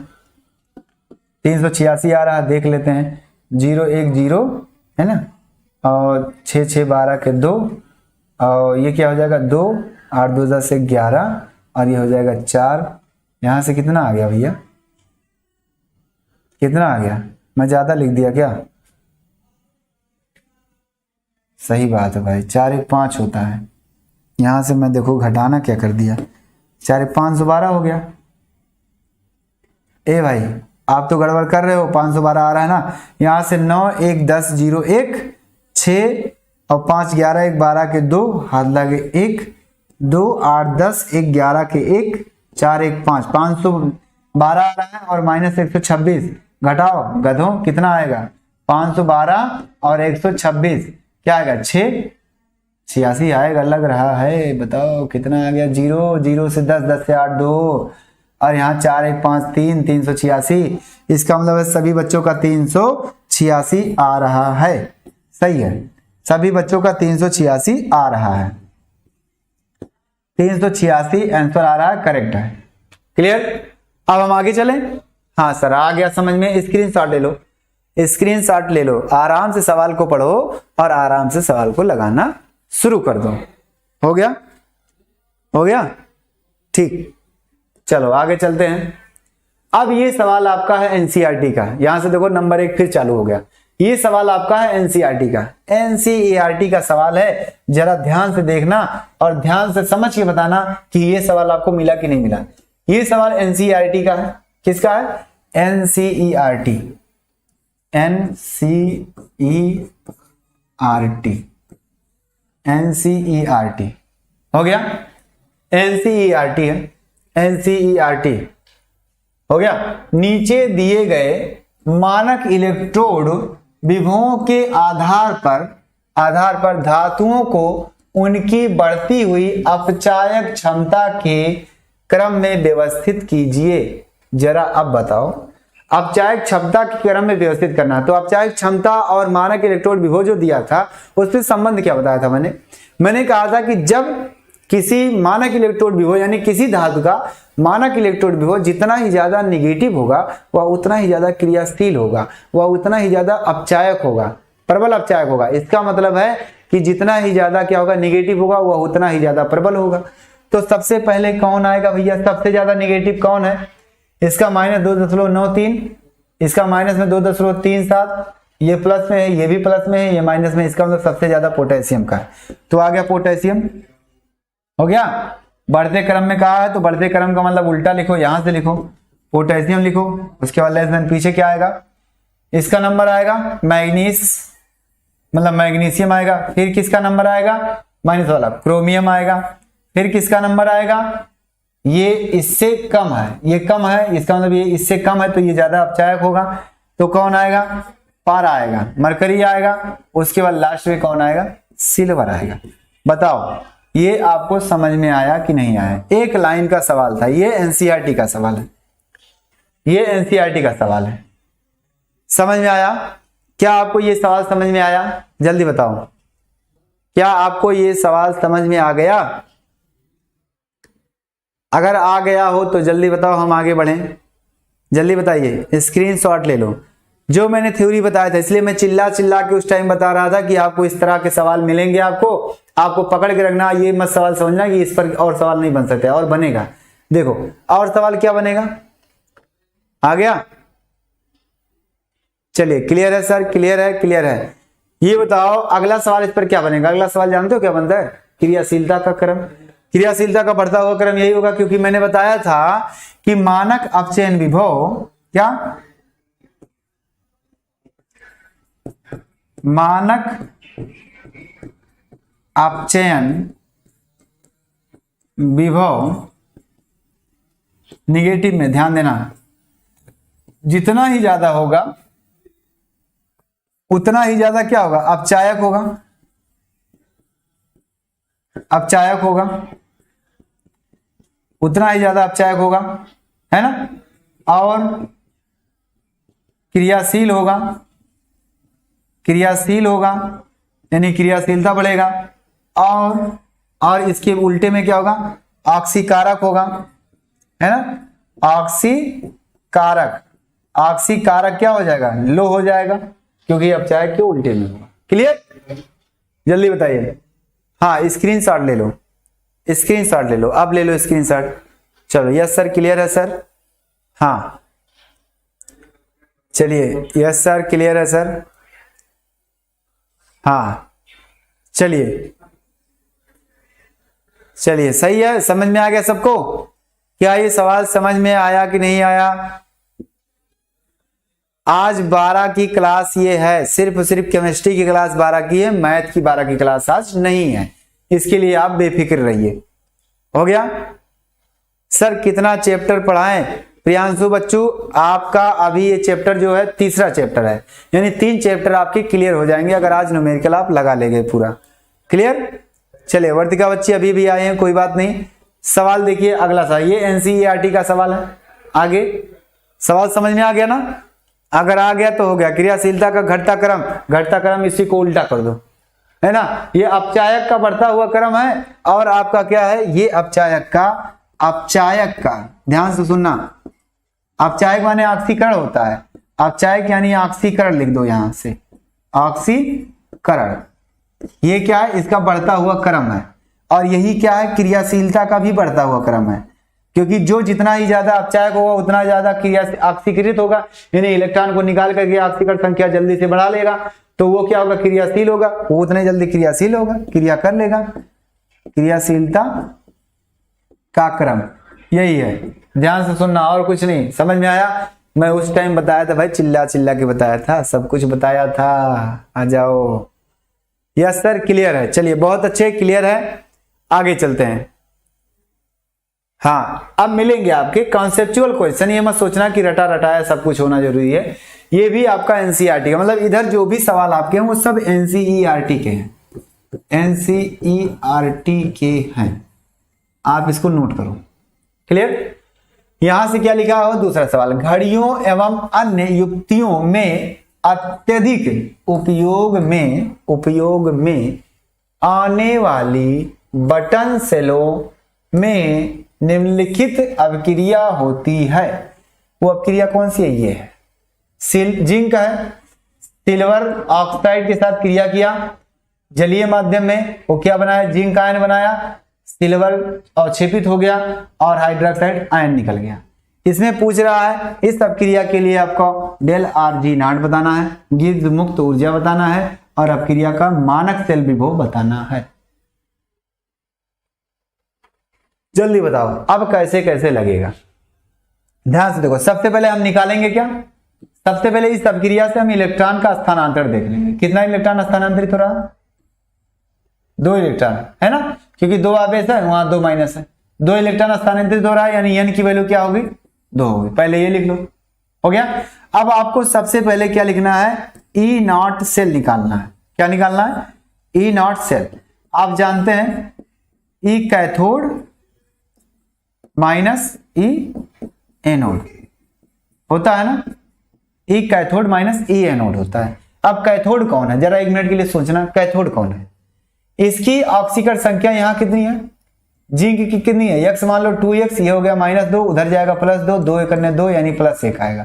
यानी जिंक की ऑक्सीकरण संख्या यहां जो है वो क्या है, +1 है, और यहां क्या हो रहा है, 0 हो रहा है, क्योंकि अकेले है, सॉरी मतलब सिल्वर की, और जिंक की यहां 0 है, और यहां क्या हो रहा है, +2 हो रहा है। तो कैथोड पर क्या होता है, कैथोड पर अपचयन होता है और एनोड पर ऑक्सीकरण होता है, ये बताया था मैंने। तो यहां से हम क्या लिखेंगे, ई नॉट सेल, ये हो जाएगा आपका, ये मानक रहेगा, ई नॉट सेल क्या हो जाएगा, ई यानी मानक इलेक्ट्रोड विभव किसका होगा, सिल्वर का होगा। किसका होगा, सिल्वर का होगा, हो गया। माइनस मानक इलेक्ट्रोड विभव किसका होगा, यहाँ एनोड पर क्या होता है, ऑक्सीकरण होता है, तो जिंक प्लस का होगा, यहाँ अपचयन विभव लिखा जाएगा, हो गया। अब इसकी वैल्यू आपको रखनी है, इसकी वैल्यू रखने के लिए आपको क्वेश्चन में दिया नहीं है, लेकिन आपको दिया रहेगा, और ना दिया रहे तो इस बात को थोड़ी सी याद कर लेना है ना, इस बात को थोड़ा सा याद कर लेना। क्या होता है 0.34, क्या यहां से आएगा प्लस में 0.34 वोल्ट, हो गया, ये हो गया आपका। उसके बाद आपका क्या आता है, उसके बाद आपका जो ई नॉट जिंक का आता है अपचयन विभव, वो आपका क्या होता है, Zn इजिकल टू ये होता है माइनस में 0.76 वोल्ट होता है ना। ये मानक अपचयन विभव है, लेकिन हमें रखना क्या है, हमें क्या दिया, यहां ऑक्सीकरण हो रहा है तो उसका मान चेंज कर देंगे। ऑक्सीकरण का क्या हो जाएगा, या ऑक्सीकरण का क्या हो जाएगा, Zn, यहां से उल्टा कर दो, Zn +2 इजिकल टू क्या हो जाएगा, प्लस में हो जाएगा 0.76 वोल्ट। मैंने वहां भी बताया था कि जब भी आपका अपचयन विभव दिया है, अगर उसका ऑक्सीकरण विभव लिखना है तो उसका साइन चेंज कर दो। तो यहां हमें क्या लिखना पड़ेगा, यहां हमें लिखना पड़ेगा क्या भैया, यहां हमको लिखना पड़ेगा ऑक्सीकरण का, हो गया। अब इसमें दोनों वैल्यू रखो, दोनों वैल्यू अगर रखेंगे तो क्या आएगा, देखो ध्यान से, दोनों वैल्यू रखेंगे तो ई नॉट सेल इजिकल टू आपका हो जाएगा 0.34 माइनस में 0.76 वोल्ट, जो आएगा वो आपका होगा आंसर। यानी ई सेल आ गया, वो आपका हो जाएगा क्या, आंसर। अब दूसरा आपका क्या होगा, दूसरा आपको क्या बताना है, डेल आर जी नॉट बताना है। वो क्या होता है, माइनस में एन एफ है, ई नॉट सेल होता है ना। जब ई नॉट सेल आ गया तो इस वैल्यू को उठा के यहां रखना, एन की वैल्यू 2 रखना, क्या एन की वैल्यू 2 रखना, एन की वैल्यू 2 रखना, और एफ की वैल्यू 96,500 रखना, और आपका जो आया है वो मान ई नॉट का रखना, ई नॉट का मान रखना और सॉल्व कर देना। सॉल्व करने के बाद जो आपका आंसर आएगा वो आपका होगा, इसका मान होगा। जल्दी बताओ, सवाल लगेगा कि नहीं लगेगा, लगेगा कि नहीं लगेगा, चलिए जल्दी बताइए। हाँ, सब लोग अच्छे बच्चे हैं, सब एक दूसरे के दोस्त ही हैं। चलिए जल्दी बताओ, क्या आपको ये सवाल अब पूरा लग जाएगा, क्या आपसे ये सवाल पूरा लग जाएगा, जल्दी बताइए, बातें नहीं करेंगे हम लोग, है ना। जल्दी से क्या आपको ये सवाल पूरा लग जाएगा, जल्दी बताओ। अगर सवाल आपसे पूरा लग जाए तो चिंता नहीं करना है भाई, चिंता नहीं करना है, हो गया, चिंता नहीं करना है। चलिए, पापा का हेलीकॉप्टर आ गए उड़ने के लिए, चलिए बहुत अच्छे। हाँ, याद है, अच्छा सर जी याद करना होगा ना, याद तो करना होगा थोड़ी बहुत चीजें, जैसा कि मैंने कहा था, जिंक का याद कर लो, है ना, पोटेशियम का याद कर लो, और उसके बाद क्या, सिल्वर का याद कर लो, आयरन का याद कर लो, कॉपर का याद कर लो, बस और कुछ नहीं। बाकी क्वेश्चन में दिया रहता है। नूर बाबू आ गए, अभी भी क्या है, क्या नहीं, नूब आया है। हाँ? चलिए सभी सब्जेक्ट की बिल्कुल बिल्कुल बिल्कुल वीडियो प्लेलिस्ट में मिल जाएगी। हाँ, सारी सब्जेक्ट की प्लेलिस्ट में वीडियो आपको मिल जाएगी। स्क्रीनशॉट लो। लग जाएगा सवाल ना? हाँ लग जाएगा, यस सर लग जाएगा। चलो आगे चलें। अगला सवाल कुछ इस तरह से आने वाला है आपके सामने, स्क्रीनशॉट लो। चलो अगला सवाल ये है आपका। अगला सवाल आपका क्या कह रहा है? अगला सवाल कह रहा है 298 केल्विन ताप पर 0.20 मोलर KCl विलेन की चालकता जो है वो इतनी है। इसकी मोलर चालकता का परिकलन कीजिए। भैया जब चालकता दे दिया है तो मोलर चालकता में चिंता किस बात की है? हैं? चिंता किस बात की है? आपको सवाल बताया गया था, एक सूत्र बताया गया था कि आपकी जो मोलर चालकता होगी वो 1000 गुणे चालकता बटे सांद्रता यानी मोलर सांद्रता। आपको सारी चीजें पता है, आपको 1000 रखिए और रखिए क्या, के रखिए, के का मतलब चालकता ये दिया है आपका 0.0248, ये आपको दे दिया है, ये आपको दे दिया है होल बाई ये क्या है आपका, कहाँ गया सांद्रता, ये है 0.20। अब बताओ ये सवाल आपसे लगेगा कि नहीं लगेगा? ये सवाल याद था फार्मूला कि नहीं याद था? हाँ सवाल हल करूंगा बिल्कुल, जब जब पढ़ोगे तब तक सवाल हल करना और कुछ नहीं। आप तो इंड कर दिए हो ना चैप्टर? हाँ बिल्कुल चैप्टर तो इंड हो ही गया है। जल्दी बताओ जल्दी बताओ सर, आंसर आ गया 124। वाह भाई वाह, वाह मेरे लाल बाल गोपाल, बहुत तेज चल रहे हो। सही है, एकदम तेज हो, एकदम तेज हो भाई, एकदम तेज हो। अच्छा डिलीट हो गया, फिर भेजो, पता नहीं क्या। भूलो मत भूलो मत भूलो मत भूलो मत भूलो मत। चलिए जल्दी बताइए। हाँ लग जाएगा सवाल। 124 आ रहा सर, 124 आ रहा है। विशिष्ट चालकता के इक्वल टू विशिष्ट चालकता, बिल्कुल सही है आपका भाई, आपका स्मार्टी साहिल जी, आपका सही जवाब है। जल्दी से बताओ क्या ये सवाल समझ में आया? क्या ये सवाल समझ में आया? क्या ये सवाल समझ में आ गया? अगर आ गया तो फिर आगे चलें। चलिए सब लोग का आंसर 124 आ रहा है, इसका मतलब लग रहा है 124 सही है क्या? 124 सही है क्या लग रहा है? चलो भाई, after solving this equation, after solving this equation, हो गया हो गया हो गया। क्या है मोलर चालकता इक्वल टू क्या हो जाएगा? 124 आ गया, हो गया। अगर आ गया तो फिर आगे बढ़े। हाँ सर आगे बढ़िए, स्क्रीनशॉट ले लो। सूत्र आपका यही है, इस बात को ध्यान में रखना, ये फार्मूला मैंने बताया था। आगे चलते हैं। ये भी एनसीईआरटी का सवाल है। 298 केल्विन ताप पर एक चालकता सेल जिसमें 0.001 मोलर KCl विलेन है का प्रतिरोध यानी उसका प्रतिरोध 1500 ओम है। आगे फिर क्या करें? यदि इसी विलेन का यानी इसी सांद्रता वाले विलेन की चालकता जो है इसी ताप पर वो इतनी है ना, इतनी है अगर, तो सेल स्थिरांक क्या होगा? ये सवाल तो पिछले मैंने लगाया अभी, ये सवाल अभी भी लगाया। ये सीधा सीधा कह रहा है कि चालकता दे दिया है यानी विशिष्ट चालकता दिया है, प्रतिरोध दिया है, सेल स्थिरांक पूछा है। क्या ये सवाल लग जाएगा कि नहीं लग जाएगा? ये भी एनसीईआरटी का सवाल है, बताओ ये सवाल लगेगा कि नहीं लगेगा?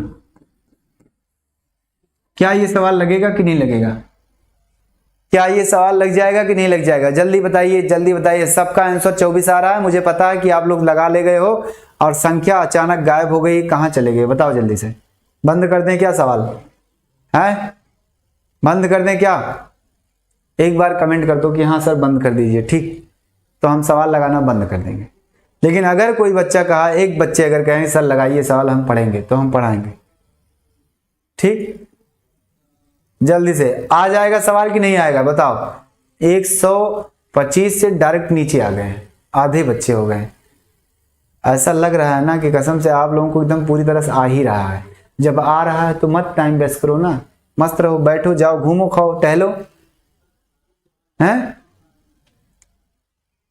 यस सर लग जाएगा। अरे भाई लग जाएगा, आपका फार्मूला यही तो होता है, K equal to 1/R into G star, और G स्टार की वैल्यू निकालनी है तो K इंटू R आपको अभी अभी ये सवाल लगवाया गया है, इस पे वैल्यू रखना, लगा देना।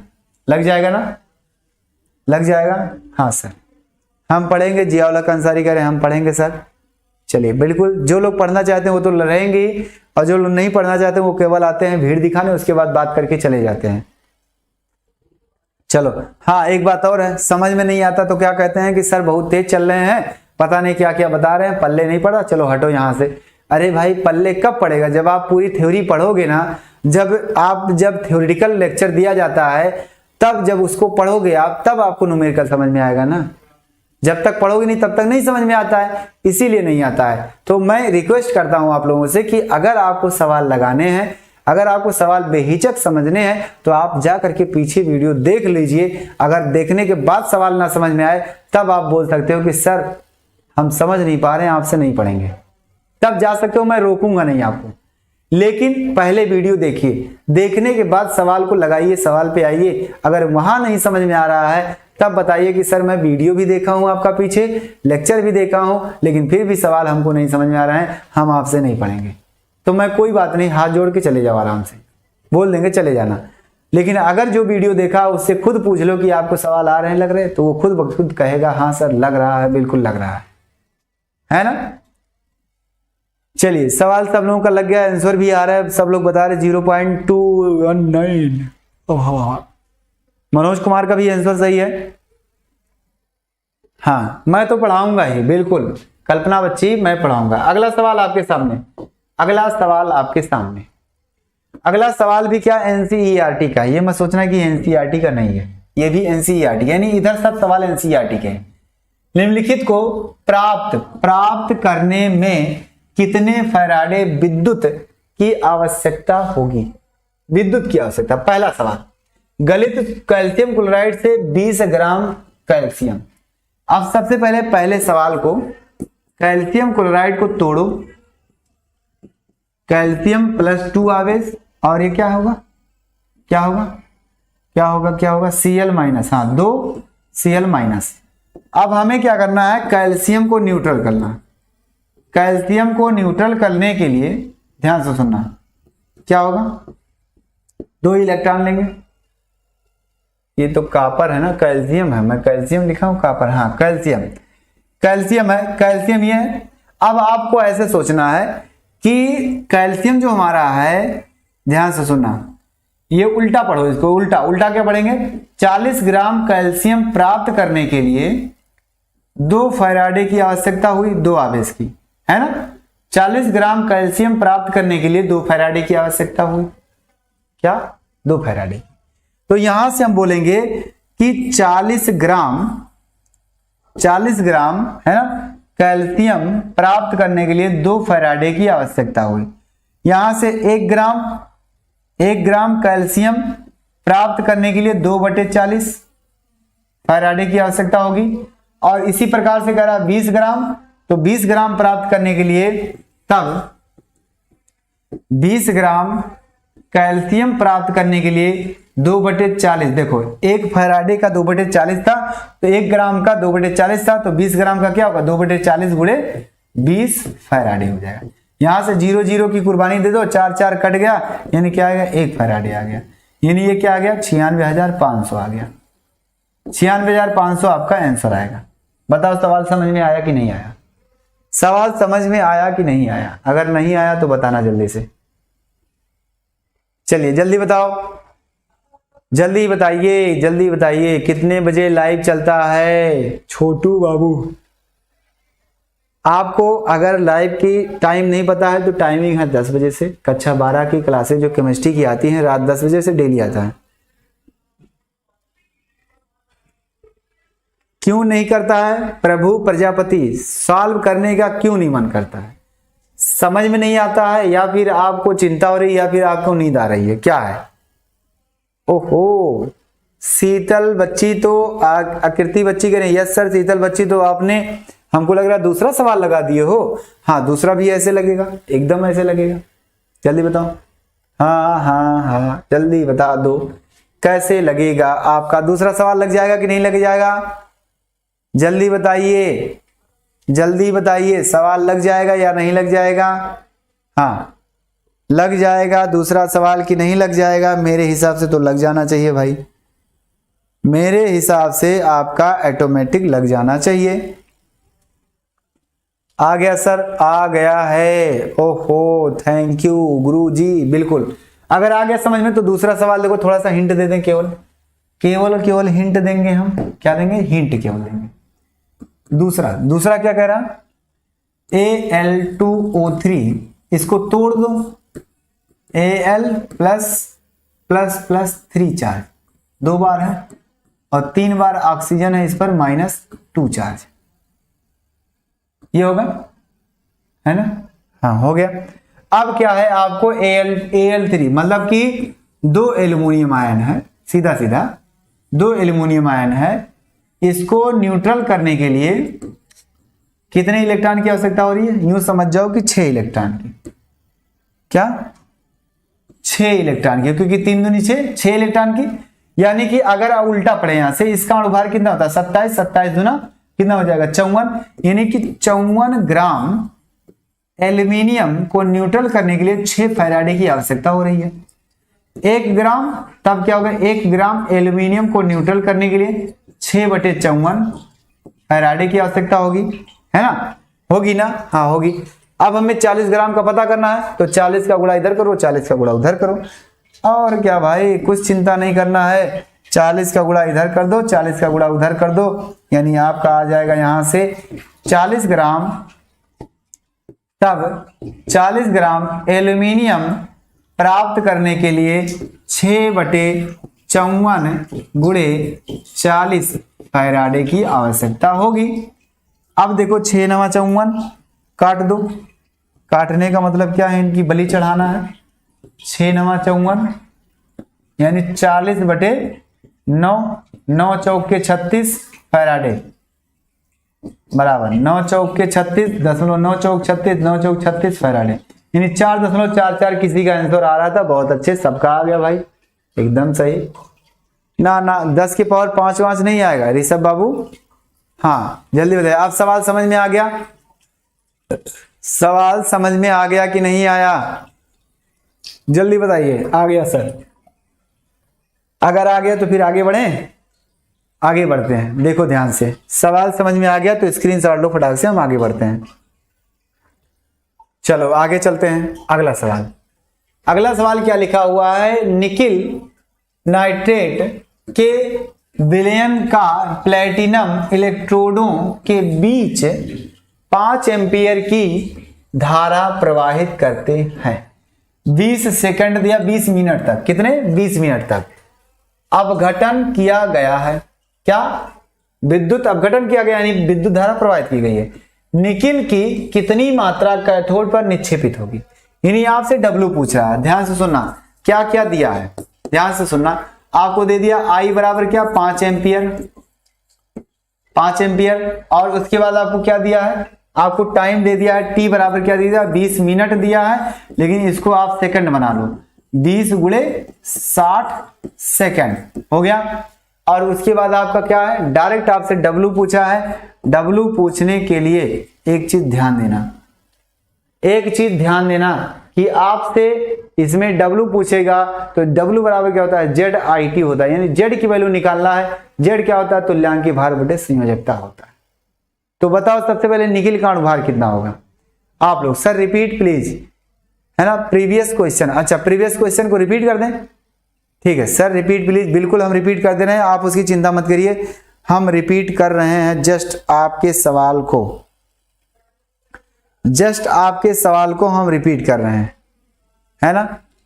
रिपीट कर दें। अच्छा पिछला सवाल, पिछला सवाल कह रहे हैं सर रिपीट कर दीजिए, सर रिपीट कर। पिछला सवाल है, लो ये सवाल पिछला है, ध्यान से सुनो, जिसको नहीं समझ आया वो फिर से देख लें। पहला सवाल इसमें सिर्फ और सिर्फ इतना कह रहा है कि इन सबको इतना प्राप्त करने के लिए कितना फैराडे की आवश्यकता होगी, बस। तो पहले कैल्शियम क्लोराइड को आप तोड़ दीजिए। कैल्शियम क्लोराइड यानी कैल्शियम आयन जो आया है उसमें कैल्शियम की बात कर रहा है, तो हमें कैल्शियम न्यूट्रल प्राप्त करना है 20 ग्राम। तो सबसे पहले कैल्शियम को न्यूट्रल करो, न्यूट्रल करेंगे तो कैल्शियम का अणुभार कितना होता है? 40, यानी 40 ग्राम प्राप्त जब होता है तो 2 फैराडे की आवश्यकता होती है। 40 ग्राम जब प्राप्त होता है 2 फैराडे की होती है, यानी 40 ग्राम कितने फैराडे, 2 फैराडे में लेते हैं। तो 1 ग्राम के लिए क्या होगा 2/40। इसी प्रकार 20 ग्राम के लिए क्या होगा 2/40 गुणे 20, कैंसिल हो गया, 1 फैराडे आ गया। या तो वैसे सोच लो कि 40 ग्राम को 2 फैराडे, तो 20 ग्राम को क्या 1 फैराडे, आधा कर दो, हो गया यहां से। और आगे दूसरा क्या है, दूसरा एल्यूमिनियम की बात कर रहा है, तो एल्यूमिनियम ऑक्साइड को पहले तोड़ दो, तोड़ेंगे तो इतना आवेश। अब इस एल्यूमिनियम को उठाओ यहां से और आप इसको लिखो न्यूट्रल करो। यहां 6 इलेक्ट्रॉन की आवश्यकता है, तो 6 इलेक्ट्रॉन मिला देंगे, यानी 2 एल्यूमिनियम आएगा, अर्थात 2 एल्यूमिनियम का अनुभार क्या होगा 54, क्योंकि 1 एल्यूमिनियम का होता है 27 और 2 का हो जाएगा 54। तो 54 ग्राम, क्या 54 ग्राम एल्यूमिनियम आ रहा है 6 फैराडे से, 1 ग्राम एल्यूमिनियम आएगा 6/54 फैराडे से। इसी प्रकार से 40 ग्राम एल्यूमिनियम कितने से आएगा, यानी हर हाल में पहले 1 ग्राम का निकालो, उसके बाद उसी में 40 का दोनों तरफ गुणा कर दो। अब ये क्या होगा 40 ग्राम का क्या होगा 6/54 गुणे 40, सॉल्व किया मैंने, आ गया कितना 4.44 फैराडे। क्लियर, आ गया ना। अब आगे चलते हैं, आगे चलते हैं। अगला सवाल कुछ इस तरह से है। सबसे पहले आपको निकिल का वो पता करना है, जेड बराबर जो होता है, डब्ल्यू बराबर क्या होता है ZIT होता है, और जेड बराबर क्या होता है, जेड की जगह पे EIT अपॉन 96,500 होता है ना। ई की वैल्यू क्या है, अणुभार बटे संयोजकता, क्या होता है ई बराबर क्या होता है अणुभार बटे संयोजकता, अणुभार बटे संयोजकता, जिसका तुल्यांकी द्रव्यमान निकालना है ना, संयोजकता जिसका तुल्यांकी द्रव्यमान निकालना है उसका क्या करना है, उसका ही अणुभार रखना है। तो निकिल का निकालना है तो निकिल का ही रखो।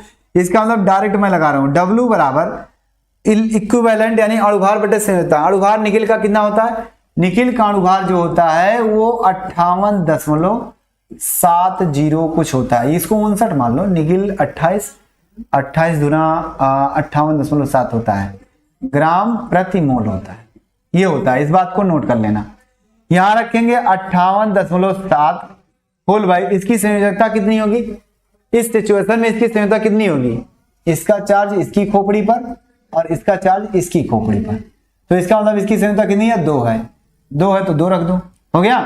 यानी हमने क्या रखा, ई की जगह पे इतना रखा और बगल में आई है, बगल में आई का मान 5 एम्पियर, बगल में टी है, टी का मान कितना है भैया 20 गुणे 60 और बटे करके क्या है 96,500। जरा ये बताओ पूरा सवाल ग्राम में आएगा, पूरा सवाल ग्राम में आएगा। अब इसी को सॉल्व करके आप लोग बता दो कि सर डब्लू कितना आएगा, जल्दी बताओ, क्या डब्लू आपसे निकल जाएगा अब कि अब भी कोई दिक्कत है, ग्राम में आएगा, अब बताओ सवाल लग जाएगा। ओहो इतना आ गया, 58.5 होता है। हाँ बच्चे चलो, शीतल बच्ची आप 58.5 ही मान लो, कोई दिक्कत नहीं, 58.5 ही मान लो, 2 आ गया। ओहो 1.8 का मतलब 2 ही आ रहा है, सही है सबका। चलिए कितने लोगों को सवाल समझ में आ गया, सवाल कितने लोगों को समझ में आ गया है, जल्दी बताओ कितने लोगों को सवाल समझ में आ गया है। ओहो आपका क्या है, अनुज पटेल, अनुज पटेल कह रहे हैं, लिखे हैं आगे अपने नाम के कुर्मी अनुज पटेल, ठीक है कोई बात नहीं। अनुज पटेल जी आपका ये चैप्टर जो चल रहा है वो तीसरा चैप्टर है, और तीसरा चैप्टर आज समापन की तरफ है, आज इसका पूरी तरह से विदाई हो जाएगा, अगला चैप्टर की शुरुआत अगले दिन होगी। क्लियर, चलिए सही है, ठीक आगे चलें। सर ऐप पर क्लास क्यों नहीं है, ओहो संतोष बाबू आज नहीं, कल क्लास दोनों एक साथ हो जाएगी, आप चिंता मत करो उसके लिए। तो आगे देखते हैं क्या होगा, आगे देखते हैं क्या होगा, हो गया चलिए सही है। समझ में आ गया, लग जाएगा, हाँ सर लग जाएगा, तो फिर आगे चले। बिल्कुल सब लोग सवाल सॉल्व कर रहे हैं, शायद काफी लोग सॉल्व कर दिए हैं। आफ्टर सॉल्विंग दिस इक्वेशन क्या आ रहा है, W बराबर 1.825, कुछ लोग कह रहे हैं सर ग्राम आएगा, चलो ये अप्रोक्सीमेट, कुछ लोग कह रहे हैं सर W बराबर 2 ग्राम आएगा, ठीक है चलो वो भी सब सही है, सब सही है। लगाओ, लग गया तो ठीक है, नहीं लगा तो कोई बात नहीं, फिर से लगाओ, इसको ट्राई करो। आपका तरीका यही है, सवाल को समझने की कोशिश करना बस। क्या दिया था हमको, आई दिया था, टी दिया था, डब्ल्यू पूछा था, हमने सूत्र लिखा लेकिन उस सूत्र में जेड आ गया। जेड की वैल्यू होती है E/96,500 और ई का मान होता है सूत्र अपान क्या होता है अणुभार बटे संयोजकता। अणुभार पता है, संयोजकता पता है, सब कुछ पता है, रख दो, आ गया। चलो अगला सवाल। अगला सवाल क्या लिखा, वैद्युत रासायनिक श्रेणी किसे कहते हैं, ये थ्योरी है, बताओ कौन कौन ये सवाल लिख ले जाएगा। वैद्युत रासायनिक श्रेणी किसे कहते हैं तथा लक्षण और दो प्रमुख उपयोग बताओ।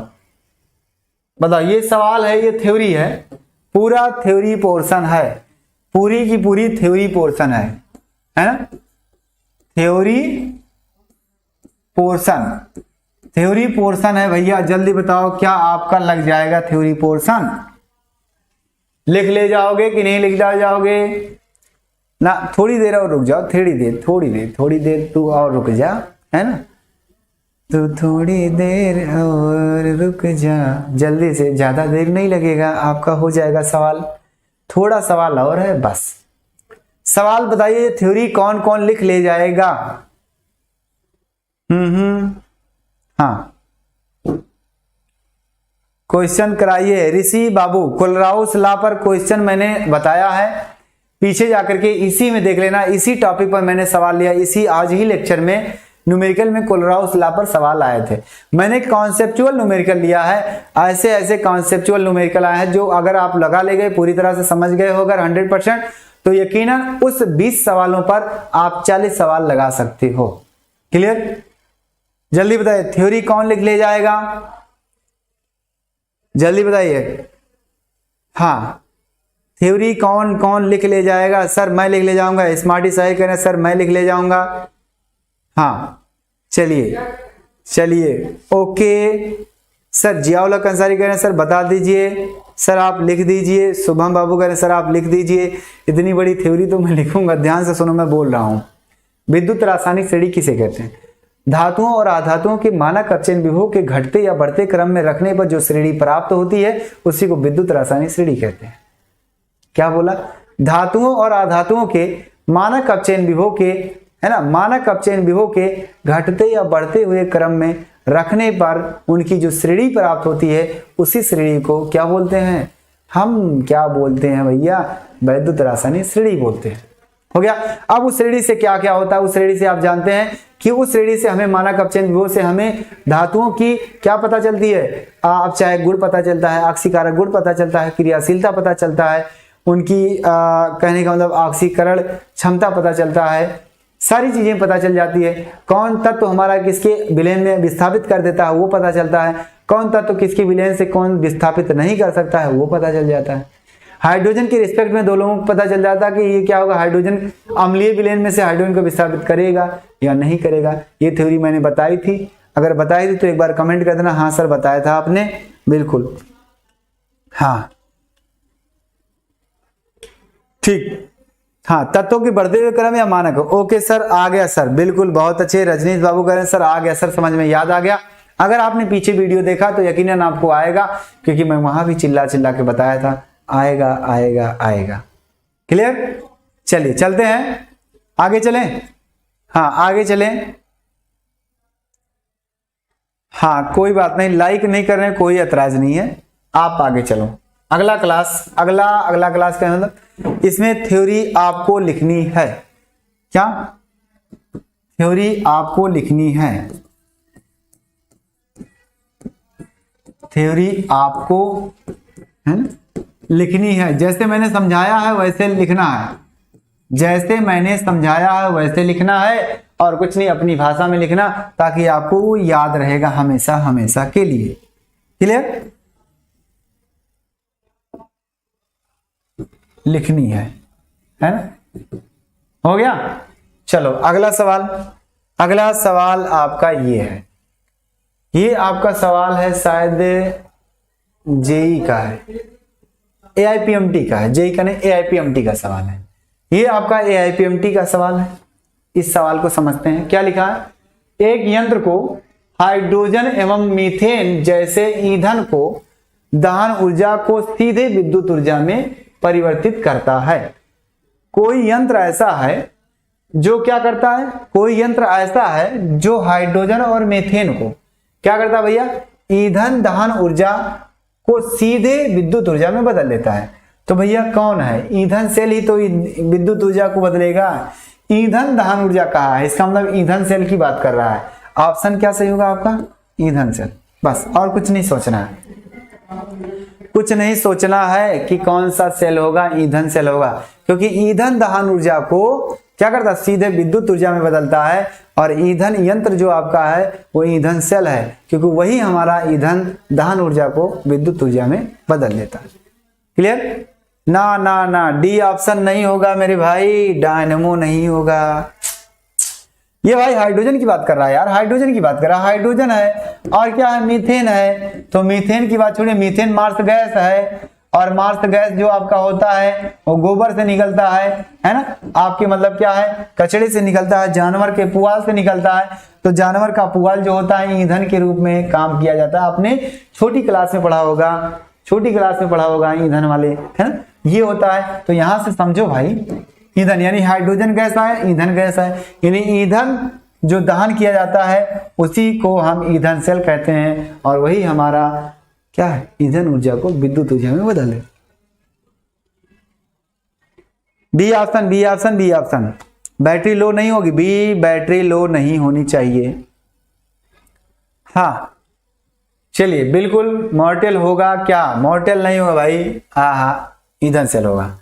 चलो अगला सवाल, अगला सवाल ये भी आपका है, ये तो जेई का सवाल है, ये जेई का सवाल है और बहुत ही आसान सवाल है। क्या लिखा है, 1 एम्पियर की धारा, ये जेई का सवाल है।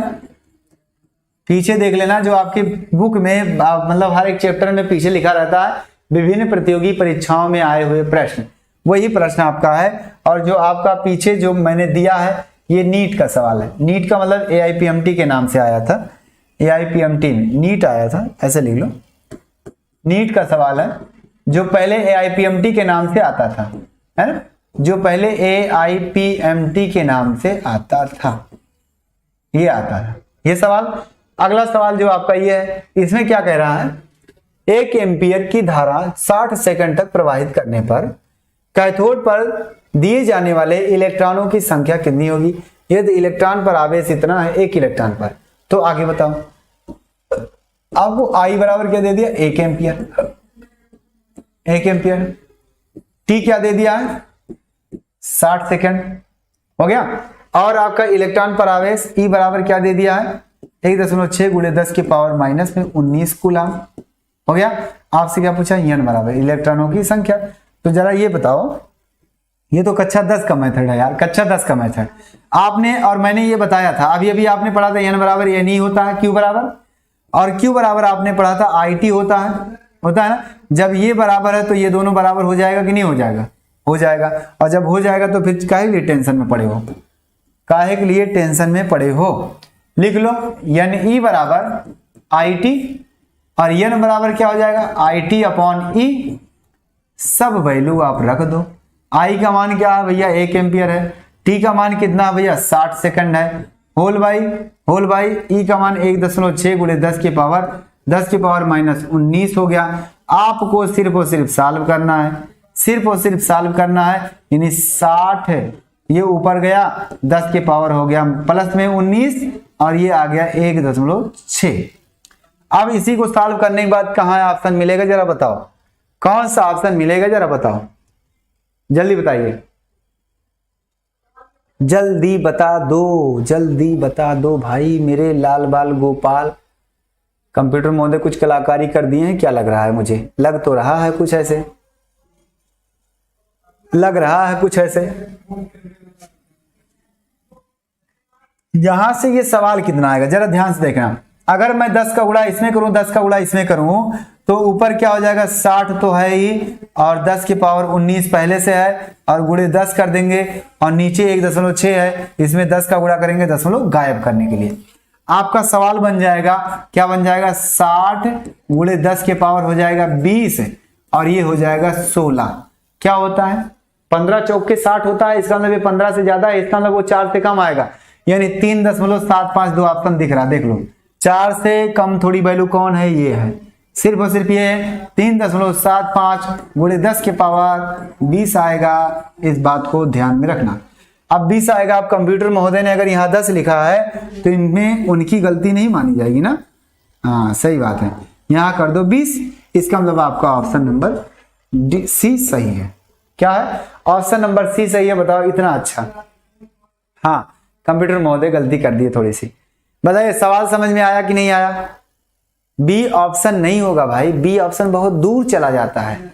बी ऑप्शन आपका बहुत दूर है। देखो बी ऑप्शन क्या 6 लिखा है यहाँ, ये 20 देख करके आपको नहीं लगाना है, आपको आगे वाले नंबर को देखना है सबसे ज्यादा। ये ऑप्शन होगा आपका यहाँ 20, यहाँ 20 ही हो गया। कंप्यूटर महोदय मिस टाइपिंग कर दिए होंगे, कोई दिक्कत नहीं। जल्दी बताइए क्या आपको सवाल समझ में आ गया? क्या ये सवाल आपको समझ में आ गया? जी सर आ गया सर, बिल्कुल सर। कल क्लास है हमारी, हाँ कल क्लास है बिल्कुल। चलिए हाँ सेकंड कब से पढ़ाएंगे? बिल्कुल पढ़ाएंगे। हाँ रंजना यादव बच्ची पढ़ाएंगे बिल्कुल। चलिए 100% समझ में आ गया सर, 100% समझ में आ गया, आ गया आ गया आ गया। हाँ चलते हैं अगले सवाल पे। ओ -20 नहीं होगा ऋषभ बाबू, -20 नहीं होगा, 20 घात प्लस में होगा। देखो ये माइनस नीचे था, ऊपर जाएगा प्लस हो जाएगा भाई। चलो आगे सवाल चलते हैं। अगला सवाल आपका ये भी आ गया, आपका क्या नीट का सवाल है, AIPMT का सवाल है, जो AIPMT के नाम से जानते हैं। हो गया, यानी कि आपका सवाल ये आ गया। इसमें क्या लिखा भैया? गैल्वेनाइजेशन निम्न में से किसके लेपन से होता है? अब बताओ गैल्वेनाइजेशन से हम जानते हो क्या निकालेंगे? गैल्वेनीकरण, गैल्वेनी सेल। क्या निकालेंगे हम? Galvanic cell, galvanic cell. अब गैल्वेनी सेल में एनोड का काम कौन करता है? जिंक करता है। जब जिंक करता है तो जिंक का लेपन क्या होता है? उस इलेक्ट्रोड पर क्या होता है? जिंक का लेपन होता है भैया। जिंक का क्या होता है? लेपन होता है। इसका मतलब है कि गैल्वेनाइजेशन में, गैल्वेनिक सेल बनाने में जो इलेक्ट्रोडों पर लेपन होता है वो किसका होता है? ना इसका होगा, ना इसका होगा, ना इसका होगा, इसका होगा। क्या होगा? जिंक का होगा। क्या होगा? जिंक का लेपन होगा। क्योंकि हम जान गए गैल्वेनिक सेल से हमने निकाल लिया, अर्थ निकाला और सारी चीजें हो गई। वक्त बदला, जज्बात बदले, आंसर आ गया खट से। Clear? D option, D option, D option. चिंता नहीं करना, स्क्रीनशॉट लो जल्दी से। सवाल समझ में आ गया? क्या ये सवाल आपको समझ में आ गया? जल्दी बता दो भाई। ये आपका शायद लास्ट सवाल था, लास्ट सवाल है ये। आपको चिंता नहीं करना क्योंकि ये देखो लास्ट सवाल है। समझ में आ गया? सवाल आपको समझ में आया कि नहीं आया? जल्दी बताओ, क्या ये सवाल आपको समझ में आया? जिंक आ गया सर जी, ये क्या बात हुई? सब एक साथ? हाँ सब एक साथ हो गया भाई, चिंता किस बात की? सब एक साथ हो गया आपका, यानी आपका आ गया सारी चीजें। उसमें हमने कॉन्सेप्चुअल न्यूमेरिकल कराया, सब कुछ कॉन्सेप्चुअल है। एनसीईआरटी भी कॉन्सेप्चुअल हो गया और साइड बुक की न्यूमेरिकल भी हो गए। कंपटीशन के 3 न्यूमेरिकल मैंने डाल दिया, कितने आसान आए थे। बस सर समझ में आ गया, 100% समझ में आ गया सर। तो बताइए आज का सेशन पूरी तरह से समझ में आया आपको? अगर आ गया समझ में तो फिर हम चलते हैं, अगले दिन मिलेंगे अगले टॉपिक के साथ। और इसी के साथ आप अपना ख्याल रखना, अपने परिवार का रखना और मन लगा के पढ़ाई करना, ताकि आपके माँ बाप जिस उम्मीद से आपको पढ़ा रहे हैं उस उम्मीद पर आप खरा उतरें और वो लक्ष्य की प्राप्ति कर दिखाएं। बहुत अच्छे, बहुत अच्छे, बहुत अच्छे। उनका नाम रोशन करने की कोशिश करिए, अपना नाम अपने आप रोशन हो जाएगा। ठीक, चलिए बहुत अच्छे, एकदम बेहतर सर। ऋषभ बाबू कह रहे हैं, शुभम कह रहे हैं, स्मार्टी साहिल, हाँ बिल्कुल सर, मजा आ रहा है सर। चलिए क्या है, रजनीश बाबू एकदम सही है सर, आ गया। चलते हैं, अगले दिन मिलेंगे अगले टॉपिक के साथ। और अगला टॉपिक जो होगा वो आपका एक नया चैप्टर होगा। उसमें सब लोगों को बता देना कि भाई अभी तक जो लोग इधर उधर घूम रहे हैं वो आ जाए, एक नए चैप्टर की शुरुआत हो रही है। वो चैप्टर आपका न्यूमेरिकल वाला है, वो भी क्या है, रासायनिक बलगत जो चौथा चैप्टर है, रासायनिक बलगत चैप्टर होगा। चलते हैं, okay bye bye, take care, अपना ख्याल रखना, गुड नाइट।